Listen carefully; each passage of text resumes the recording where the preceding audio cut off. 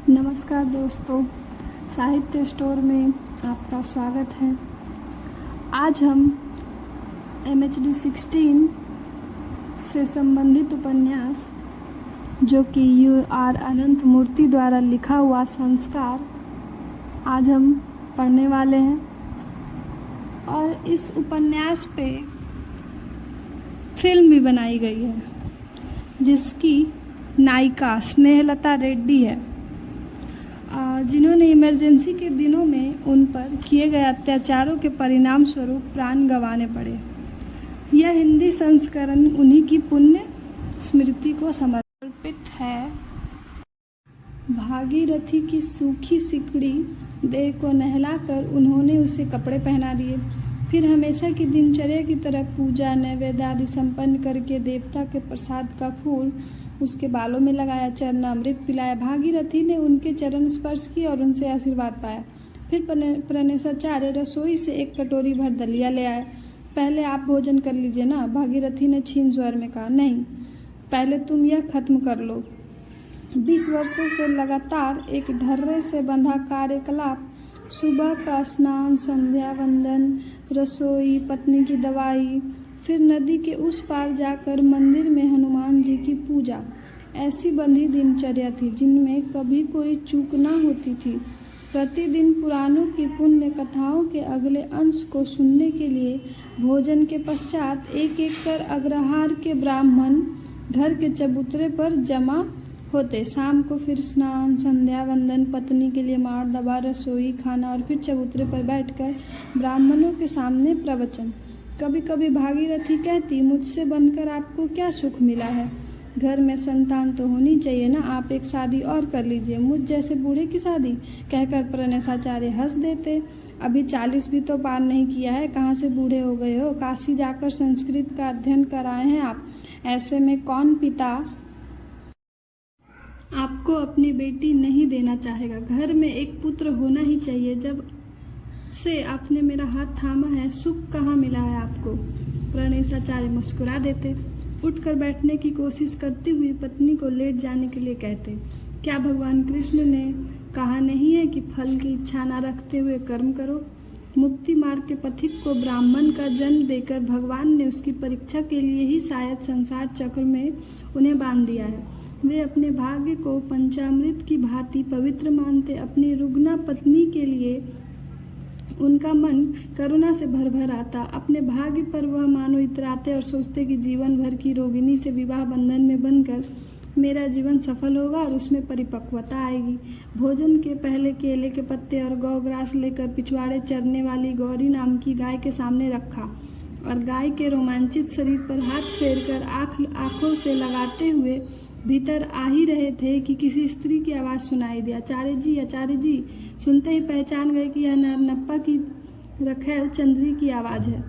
उससे बात करने पर फिर से स्नान करना पड़ेगा और फिर से भोजन हो सकेगा, किंतु आंगन में ही किसी स्त्री को रुकने को कहकर क्या उनके गले के निवाला नीचे उतर सकेगा? वे चबूतरे पर आए। चंद्री ने तुरंत सिर पर आंचल कर लिया। उसके चेहरे का रंग उड़ा हुआ था और वह भयग्रस्त खड़ी थी। क्या बात है? किस लिए आई हो? वह चंद्री काँप रही थी। उसके मुंह में बात अटक रही थी। वह खंबे से टेक लेकर खड़ी रही। कौन? नारनप्पा? क्या हुआ? वे चल बसे। चंद्री ने हाथों से अपना चेहरा ढांप लिया। नारायण, नारायण। कब? अभी अभी। नारायण?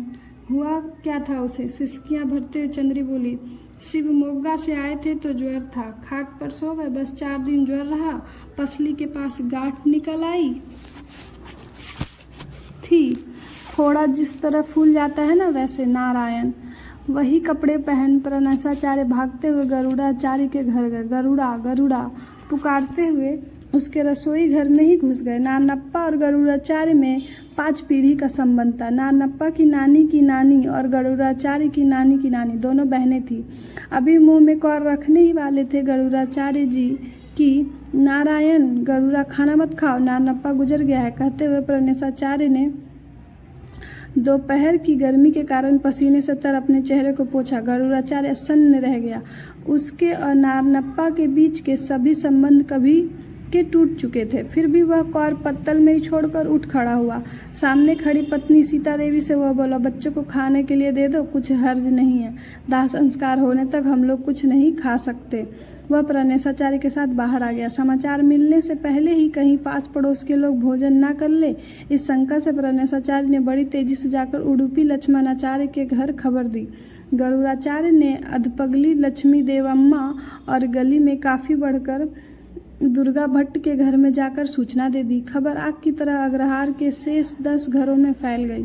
बच्चों को भीतर बिठाकर घरों के किवाड़ बंद कर दिए गए। भगवान की कृपा से अभी किसी ब्राह्मण ने भोजन नहीं किया था। नानप्पा की मृत्यु की खबर सुनकर औरतों, बच्चों से लेकर अग्रहार के किसी भी व्यक्ति को कोई दुख नहीं हुआ था। फिर भी उनमें एक अव्यक्त, अपरिचित भय और चिंता पैदा हो गई थी। जिंदा था तो शत्रु था ही, मरने पर अन्न खाने में बाधा बना, जीवनहीन सब के रूप में एक समस्या और प्रश्न के समान प्रस्तुत हो गया। सभी ब्राह्मण प्रणेशाचार्य जी के घर के सामने आ खड़े हुए।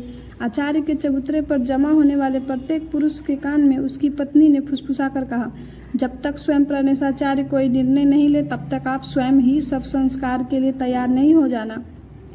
कल इसे गलत कहकर कहीं गुरुजी ने बहिष्कृत कर दिया तो क्या होगा। प्रणेशाचार्य ने से पुराण कथा सुनने के लिए जिस तरह रोज जमा होकर बैठते थे, उसी तरह ब्राह्मण आ बैठे थे, किंतु उनके मन में कुछ शंकाएं भी उठ रही थी। तभी तुलसी की माला गले में पहने हुए जैसे प्रणेशाचार्य ने अपने आप से प्रश्न किया हो। पहला प्रश्न तो यह है कि नारनप्पा का सब संस्कार होना चाहिए, उसकी कोई संतान नहीं है, किसी अन्य को उसका संस्कार करना चाहिए, यह दूसरा प्रश्न है। ब्राह्मण लोग क्या उत्तर देते हैं यह जानने को उत्सुक प्रतीक्षा करते हुए आंगन में खंभे से पीठ लगाकर चंद्री खड़ी थी। अपनी उत्सुकता पर काबू ना पा सकने के कारण ब्राह्मणों की पत्नियां भी पिछवाड़े से आकर प्रणेशाचार्य के घर के बीच के कमरे में जमा होकर सब बातें सुन रही थी। उन्हें डर था कि कहीं उनके मर्द किसी उतावली में इसका बीड़ा ना उठा ले। गरुड़ाचार्य ने आचार्य की बातें सुनते हुए अपने खूब पुष्ट और काले बाजुओं पर हाथ फेरते हुए हमेशा की तरह कहा, हाँ जी, हाँ जी, हाँ हाँ हाँ जी। सब संस्कार होने तक कोई भोजन भी तो नहीं कर सकता ना। उन ब्राह्मणों में ही बलराम की गाय की भांति दुबले शरीर के दासाचार्य ने कहा, ठीक है, बिल्कुल ठीक है। लक्ष्मणाचार्य ने अपनी तोंद पर हाथ फेरते और पहले चेहरे को आगे फिर पीछे की ओर ले जाते हुए पलके झपकाकर कहा, ज्वर के कारण उसके शरीर का एकमात्र तगड़ा अंग था उसका फूला हुआ पेट, पिचके हुए गाल, पीली आंखें, हड्डियों से उभरी छाती और टेढ़ी टांगों के कारण उसके शरीर का संतुलन बिगड़ चुका था और उसका शरीर आगे की ओर झुका रहता था। इसलिए परिजातपुर के लोग चिढ़ाने की नियत से उसे दुम्बा कहते थे। यह देखकर कि कोई स्पष्ट उत्तर दे नहीं रहा है, प्रणेशाचार्य ने कहा, अब हमारे सामने समस्या यह है कि कौन इसका दाह संस्कार करे। कोई रिश्तेदार ना हो तो उसे कोई ब्राह्मण यह कार्य कर सकता है, ऐसी बात धर्मशास्त्र में है। रिश्तेदार कहते ही शेष ब्राह्मणों ने गरुड़ाचार्य और लक्ष्मणाचार्य की तरफ देखा, वह जैसे उससे संबंधित ही ना हो। ऐसा जताने के लिए लक्ष्मणाचार्य ने आंखें बंद कर ली, लेकिन कई कचहरी मुकदमा करने वाले गरुड़ाचार्य ने सोचा कि इस समय उसका बोलना बेहद जरूरी है, सो उसने थोड़ी सी सूंघी और खखार कर बोला, धर्मशास्त्र जैसा कहे उसी के अनुसार हमें चलना ठीक होगा।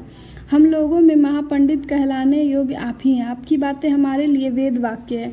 आपकी जो आज्ञा होगी वही ठीक होगी। यह सच है कि मेरे और उसके बीच पीढ़ियों से संबंध रहे हैं, लेकिन जैसा कि आप जानते हैं मेरे और उसके पिता के बीच कई झगड़े मुकदमे हो चुके हैं। खेत को लेकर अनबन हुई थी। उसके पिता के देहांत के बाद मैंने धर्मपीठ से न्याय प्राप्त करने के लिए गुरुजी से प्रार्थना की। वहां से मेरे हक में निर्णय होने के बाद भी इसी नारनप्पा ने देवज्ञा का तिरस्कार किया था। तो क्या कहा था कि अब उसके बाद पीढ़ी दर पीढ़ी ना तो आपस में बातचीत होगी, ना शादी ब्याह होंगे, ना खान पान होगा और ना कुछ। शपथ लेकर सो तो क्या। गरुड़ाचार्य का सानुनासिक प्रवाह रुक गया। फिर एक बार सूंघनी चढ़ाकर ताजा दम होकर उसने साहस से चारों तरफ देखा, फिर चंद्री की ओर ताककर निडर होकर बोला, आपकी बात गुरुजी मान लेंगे, सो तो क्या। अभी इस प्रश्न को छोड़ दे कि मुझे संस्कार करना चाहिए या नहीं। पहला सवाल तो यह है कि यह ब्राह्मण है भी या नहीं। क्या कहते हैं, शूद्रा से निरंतर सहवास किया था इसने, इन माधवों के आचार व्यवहार कितने शुद्ध हैं, यह देखने के लिए उपस्थित अग्रहार के एकमात्र स्मार्त दुर्गा भट्ट ने चंद्री की ओर कनखियों से देखा और कहा, छी छी छी, उतावले मत होइए आचार्य जी। शूद्रा को देखकर रखैल बनाकर रखने से ही ब्राह्मणत्व नष्ट नहीं होता। उत्तर से इस ओर आए हुए हमारे पूर्वज, चाहे तो आप प्रणेशाचार्य जी से ही पूछ लीजिए, द्रविड़ स्त्रियों के साथ सहवास हुआ है उनका, ऐसा इतिहास बताता है। मैं हंसी ठट्टे में ऐसा नहीं कह रहा हूँ। इसी तरह देखते जाएं तो दक्षिण कन्नड़ होकर आने वाले प्रायः सब लोग बससूर के वेश्यालयों के गरुड़ाचार्य यह सोचकर विचलित हो गए कि यह स्मार्त माधवों की हंसी उड़ा रहा है। बात न बढ़ाइए दुर्गा भट्ट जी, यहाँ प्रश्न केवल काम संबंध का ही नहीं है। काशी जाकर अनुलोम विलोम के बारे में वेदांत पढ़कर आए हुए वेदांत शिरोमणि प्रणेशाचार्य जी को आपसे कुछ सीखने की आवश्यकता नहीं है। ये आपकी और मेरी जाति के दिग्गज पंडितों के साथ तर्क चर्चा कर चुके हैं। इन्होंने दक्षिण की सभी पीठों से प्रशस्ति पाई है। इन्हें जरी के 15 दुसाले और चांदी के थाल उपहार में मिल चुके हैं। सो तो क्या, अपने प्रणेशाचार्य जी को तो सो तो क्या। बात मुख्य प्रश्न से दूर हटकर उनकी प्रशंसा पर उतर आई थी। वे असमंजस में पड़ गए थे। बोले, क्या कहना चाहते हो लक्ष्मण? तुम्हारी पत्नी की बहन नारनप्पा से ही ब्याही गई थी या नहीं? लक्ष्मणाचार्य ने आंखें मूंद ली। जैसी आपकी आज्ञा हो, आपकी अनुमति चाहिए। हम क्या जाने धर्म की सूक्ष्म बातें। जैसा कि गरुड़ ने कहा, नारनप्पा ने एक निचली जाति की स्त्री से संपर्क। अपनी बात उसने बीच में ही रोक ली। फिर अपनी आंखें खोलकर और अंग वस्त्र से अपने नाक साफ करते हुए वह बोला, जैसा कि आप जानते ही हैं, वह उसके हाथ की बनाई हुई रसोई तक खाता था, शराब भी तो पीता था वह। नारनप्पा के घर के सामने रहने वाले पद्मनाभाचार्य ने और जोड़ दिया, शराब ही नहीं मांस भी खाता था जी। दुर्गा भट्ट की ओर मुड़ते हुए गरुड़ाचार्य ने कहा, आप लोगों को शायद इस बात में भी कोई विशेष संकोच नहीं होगा। पूर्ण अनुभव प्राप्त करने की लालसा से आपके मत प्रवर्तक महाचार्य शंकर ने एक मृत राजा की काया में प्रवेश कर उसकी रानी के साथ आनंद लूटा था या कि नहीं? बात अपनी सीमा लांघ रही थी। प्रणेशाचार्य ने कहा, गरुड़ा चुप रहो तुम। जिसके गले में मंगलसूत्र बांधा उसे त्याग दिया। खैर जाने दो, कहेंगे तो। आंखें मूंद कर लक्ष्मणाचार्य ने फिर बोलना शुरू किया, किसी दूसरी स्त्री से जा फंसा। मेरी साली पागल होकर मर गई और इसने उसका दाह संस्कार भी नहीं किया। खैर यह भी जान दीजिए, कहेंगे तो अपने माँ बाप का श्राद्ध भी नहीं किया इसने। इसे निकट संबंधी मानकर मैं कोई बात छिपाए नहीं रखना चाहता। मेरी पत्नी के मामा का बेटा था वह। जहाँ तक हो सका अपना समझकर हम उसके किए धरे पर पर्दा डालते रहे। चलो भाई, यह भी छोड़ दे। और उसने क्या नहीं किया। सबके सामने नदी पर आकर परंपरा से पूजे जाने वाले शालिग्राम को पानी में फेंक कर थूक दिया। खैर इसे भी जाने दीजिए। कहे तो हम लोगों की आंखों के सामने मुसलमानों को घर में बुलाकर अपेय पान और अभक्ष्य भोजन करना चाहिए क्या? भाई भाई कहते हुए कभी हित की बात कहने के लिए हम उसके पास जाते तो वह गंदी गालियां बकता था। वह जब तक जीवित रहा हम लोग उससे भयभीत ही रहे। अपने पति की इतनी समझदारी की बातें सुनकर भीतर खड़ी अनसुईया को गर्व हुआ। खंबे से पीठ टिकाकर बैठी चंद्री को देखते हुए वह जी खोलकर मन ही मन कोसने लगी। इसे आधी रात के वक्त बाघ खा जाए, सांप काट ले, यह राण दूसरों को फंसाती रही रंडी अगर उस पर जादू ना करती तो मेरे मामा का यह बेटा अपनी बीवी को रोगी कहकर न त्याग देता। सारी जायदाद बेचकर इस डायन के गले में विरासत में पाया सारा सोना गहना न डाल देता। चंद्री के गले में पड़ी 4 लड़ी की माला और हाथ में पहने कंगन को देखकर वह रोने लगी। यदि उसकी बहन जिंदा होती तो यह सब उसके गले और कलाइयों में होता। तब क्या अपने इतने नजदीकी रिश्तेदारों की देह इस तरह बिना संस्कार के पड़ी रहती? यह सब कुछ इस अभागी राण के कारण ही तो हुआ। इसके मुंह में आग लगे, कहते हुए जल भूनकर वह उफक उफक कर रोने लगी। उसे अपना जीवन ब्राह्मण कर्म के अनुसार चलाना चाहिए था। भोजन के लिए 10 मील तक पैदल पहुंचने वाले और बरसियों पर ही खान पान जुटाने वाले दासाचार्य ने अपनी शंका प्रकट की। जैसा कि आप जानते ही हैं, हमने उसे अग्रहार में रहने दिया, इसलिए संत पर्ण हो या ब्राह्मणों द्वारा संपन्न किए जाने वाले किसी भी अन्य अवसर पर 2 वर्ष से हमें कहीं से कोई निमंत्रण नहीं मिला। अब अगर हम बिना सोचे समझे या जल्दी में इसका दाह संस्कार करना तय कर ले तो बस हम ब्राह्मणों को कभी कोई भोजन श्राद्ध पर नहीं बुलाएगा, यह निश्चित है। लेकिन सबको इसी तरह पड़े रहने देकर हम उपवास पर तो नहीं रह सकते। इस दुर्धुष दुविधा में प्रणेशाचार्य जी ही हमें धर्म निर्देश दे। हमारी जाति में उनकी बात कौन काट सकता है? जैसे यह प्रश्न उनसे संबंधित ही नहीं हो, सो जानबूझकर उदासीन बने दुर्गा भट्ट जी चंद्री की ओर अब कभी कनखियों से और कभी सीधे देखते हुए बैठे थे।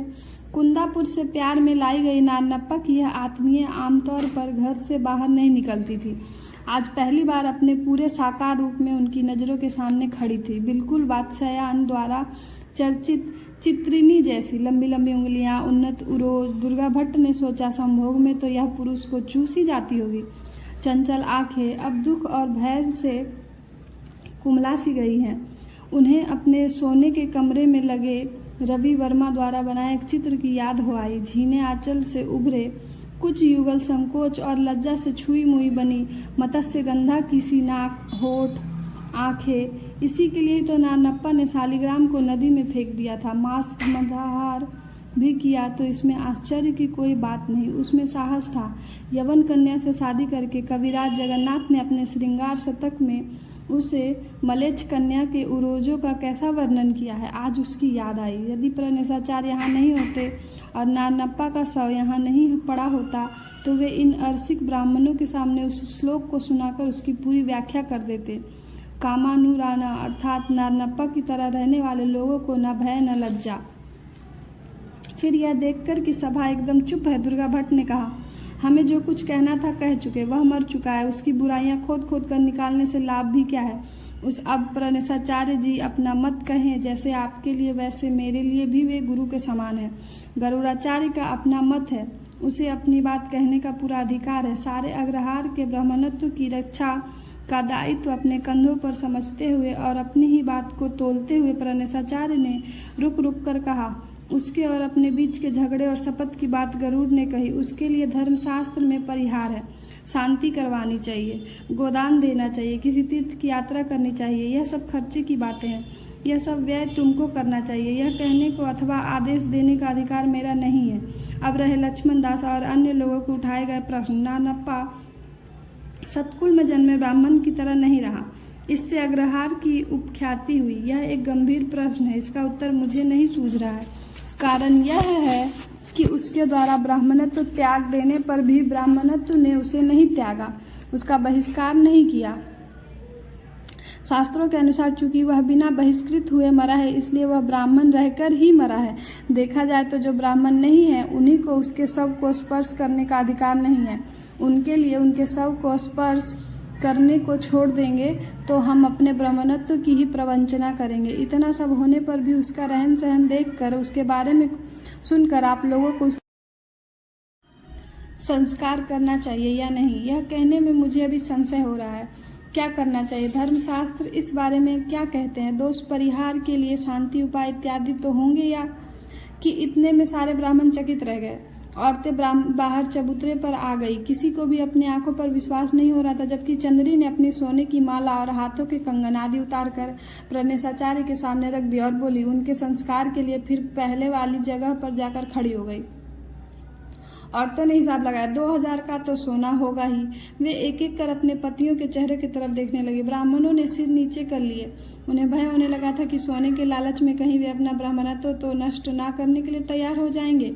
लेकिन पल में ही सभी के मन में यह प्रश्न उभर आया कि उसके अलावा अगर कोई और ब्राह्मण नानप्पा का संस्कार कर देगा और ब्राह्मणत्व न खोते हुए इस सारे सोने को अपनी पत्नी के गली में चढ़ा देगा तो लक्ष्मणाचार्य और गरुड़ाचार्य की आपसी उलझन बात के इस नए मोड़ के कारण और भी बढ़ गई।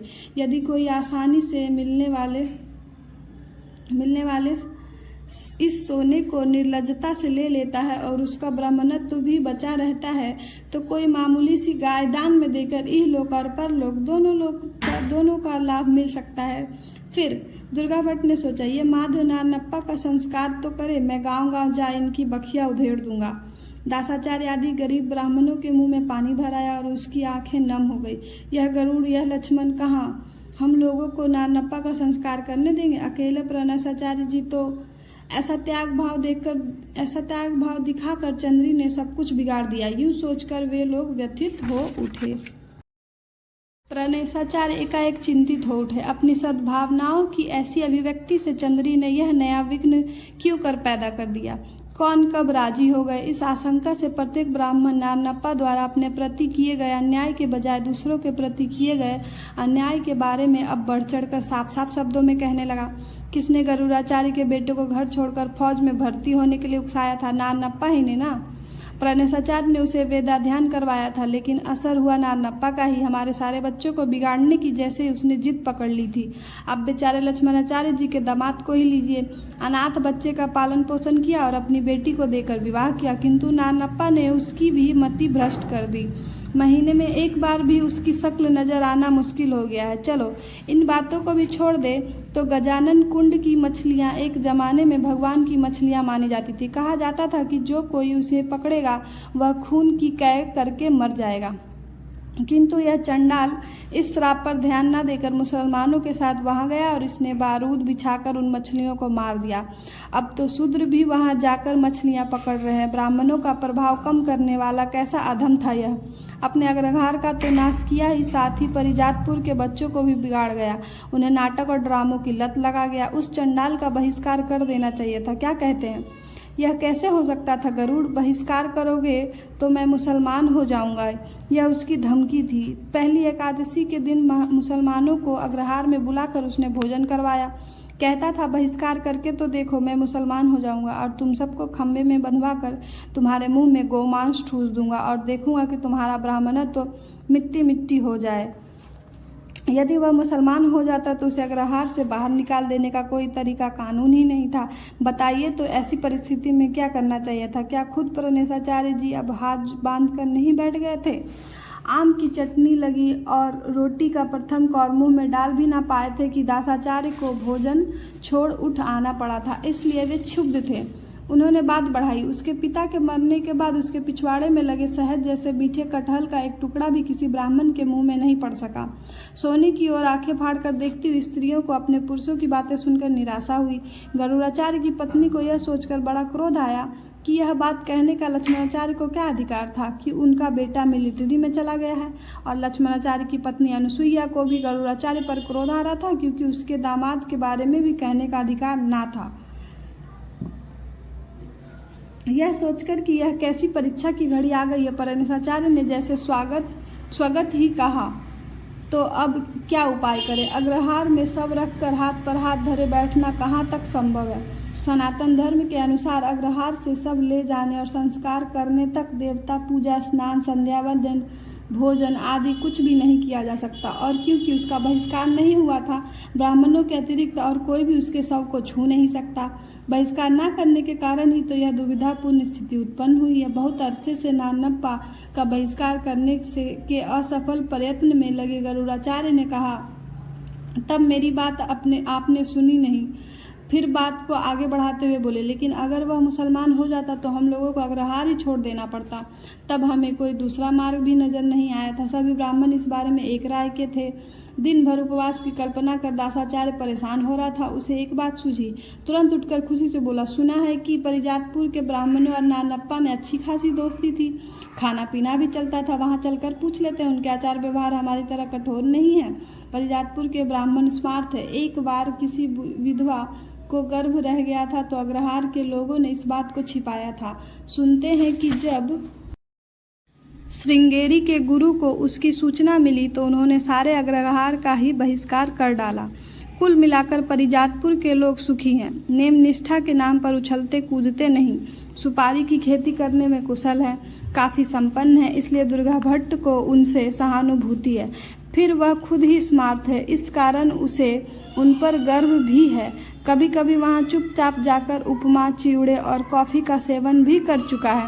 इतना तो है कि उसके स्वयं जाकर वहाँ भोजन नहीं किया। व्यवहार के अतिरिक्त और एक आकर्षण यह भी है कि वहाँ की सुकेशनी विधवाएं भी पान सुपारी का सेवन करती हैं। दासाचार्य की बेकार बातों से कुपित होकर दुर्गा भट्ट खड़ा हो गया और कहने लगा, इस माधव की मस्ती तो देखो, खाने के लिए अन्न नहीं है, फिर भी तुमने उस परम परम अन्याय किया है। तुम लोगों ने उन्हें निम्न जाति का ब्राह्मण समझा, किंतु वे लोग तुम लोगों को हे नहीं समझते। तुम्हारे मत की किसी स्त्री को रखने से जाति नष्ट होती तो उनकी जाति कहीं अधिक नष्ट हो चुकी होती। आप जाकर पूछने का साहस तो कीजिए, उस अच्छी पूजा करवा कर लौटेंगे। जानते हैं परिजातपुर के मंजैया के पास इतना धन है कि वह सब लोगों को खरीद सकता है। प्रणेशाचार्य ने दुर्गा भट्ट के क्रोध को शांत करने के लिए कहा, आपका कहना न्याय सम्मत है भट्ट जी। हमें जो करना है उसे किसी और से करवाने में ब्राह्मणत्व नहीं है, किंतु जितना रक्त के संबंध का महत्व होता है उतना ही महत्व स्नेह संबंध का भी होता है। तो नारनप्पा और उसके बीच स्नेह की बात क्योंकि सच है तो उन लोगों को उनके मित्र की मृत्यु की सूचना देना आवश्यक हो जाता है। यह बात आप मानते हैं ना? दुर्गा भट्ट ने कहा, मानता हूँ आचार्य जी। अपनी जाति को लोगों का ब्राह्मणत्व अब आपके ही हाथों में है। आपकी जिम्मेदारी बड़ी है। आप जो निर्णय लेंगे उसके विरुद्ध कौन जाएगा? जो कुछ हमें सच लगा कहकर हम चुप हुए जा रहे हैं। फिर सोने के गहनों का सवाल उभर आया। परिजातपुर के लोग संस्कार करने के लिए तैयार हो गए तो सोना भी उनके यहाँ चला जाएगा। यह ठीक है कि गलत? लक्ष्मणाचार्य की पत्नी अनुसुईया को यह सहन ना हो रहा था कि उसकी बहन की देह पर रहने वाले ये गहने उन निम्न जाति के ब्राह्मणों के हाथों में चले जाए। वह अपने को रोक ना सकी। किसकी जायदाद समझकर वह चुड़ैल इन गहनों को लुटा देगी?